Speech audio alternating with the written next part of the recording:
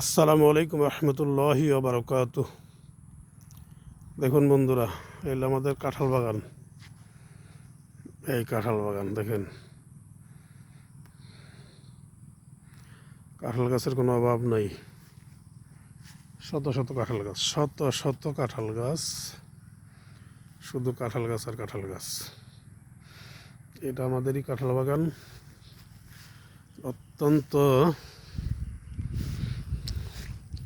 সুস্বাদু একটি ফল কাঁঠাল। কাঁঠাল সুস্বাদু শুধুই না, অত্যন্ত পুষ্টিকর বটে। দেখবেন এই যে কাঁঠাল গাছটা, এটা একটা ছোটো সাইজের কাঁঠাল গাছ, মিডিয়াম বলা চলে।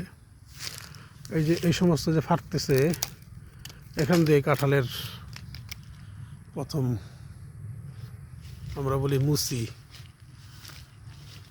হয়তো কারো বাসায় ফুল, কারো বাসায় অন্য কিছু হইতে পারে। এটা কিন্তু ছোট্ট একটা গাছ, অনেক বড় গাছ না। এখানে কত বড় কাঁঠাল গাছ, আল্লাহ তাআলার নিয়ামত। আল্লাহ তাআলা এই কাঁঠাল গাছ দিয়ে প্রচুর পরিমাণে ফার্নিচার তৈরি হয় এবং অনেক মজবুত ফার্নিচার তৈরি হয়।